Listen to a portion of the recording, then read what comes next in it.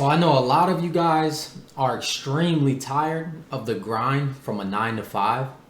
And while becoming a business owner does seem like a dream come true at time, there's so many different challenges that come along with transitioning from being employed, right, to becoming a business owner. In this video, we're going to go over 3 things on what to expect when building your own business, transitioning from becoming an employee, transitioning over to a business owner. And I'm going to help with some encouragement. I'm going to give you guys some tips and tricks and some of the things that I learned personally along the way. I adopted a formula. So when you're working for an employer and you're getting paid every single week, it provides you with a little bit of consistency, provides you with a little bit of relief knowing that you're going to get a paycheck once a week or maybe once a month, bi-weekly, however they got it set up, right? But it just eases that burden on whether or not you're going to get paid. You know you're going to get paid. You know how much it's typically going to be on average. And if you're in sales and you get a salary, well, hey, you even have a chance to earn a couple extra dollars, right? But typically it doesn't fall under a limit.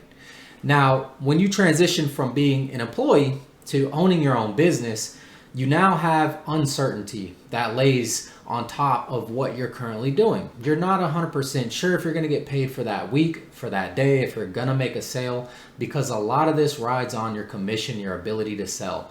What I do personally is I close over the phone, and that's going to allow me to use things like KPIs so that I can follow a system or have SOPs, standard operating procedures in place that allow me to aim for a goal that's not monetary. It allows me to aim for a goal that's based on activity. Because once the activity is complete in these KPIs, such as dials, talk time, right? How many minutes do I spend on the phone to get to a presentation?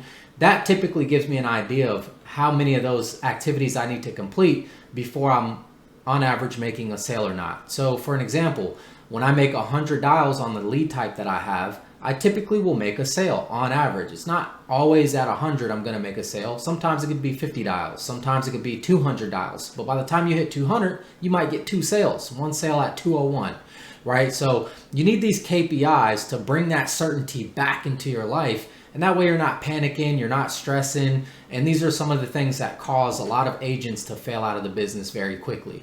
The second thing I want to talk about is discipline. That's right. We're going to wrap back around it. Hey, do you really need to be disciplined at the job that you're currently at? I mean, honestly, you don't really need to. And that's the problem, right? A lot of people get very comfortable going to work, doing the same things. And if I do the bare minimum, I won't get fired, right? You can kind of mess around off the clock, on the clock. You can do whatever you want, right? But in your business, you must stay disciplined, because if you lack in any way, it's going to reflect in your bank account. And that's what you guys need to understand. Again, the way you do anything is the way you do everything, right? So we need to run a tight ship regardless of where we're at.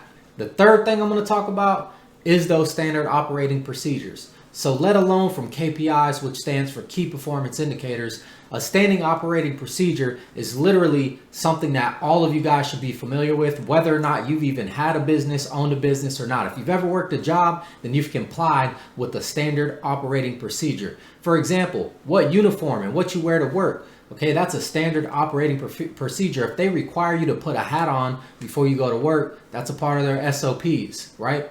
When you see things in the bathroom, right, that should be like given, you should wash your hands regardless if you're an employee or not.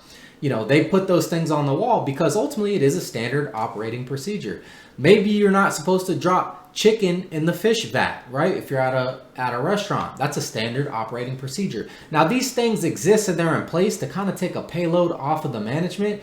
And these are just simple things, simple rules that have been proven over time to help with the efficacy of a business, right? The efficiency, how efficient that business can operate without having to, you know, overload the manager's workload. Okay, so you guys need to figure out what standard operating procedures you can put in your business so that when you hire people on, you're not spending a lot of time doing things like helping out with the voice signature and what state do I need to put, what sign, city and state, is it mine, is it the proposed insured, right? So when you incorporate these things in your trainings for your new employees, especially if your goal is to actually build a business and step away from the production side at some point, which everybody's goal should be. I mean, why not? LOA versus, a downline, that's another video for another time.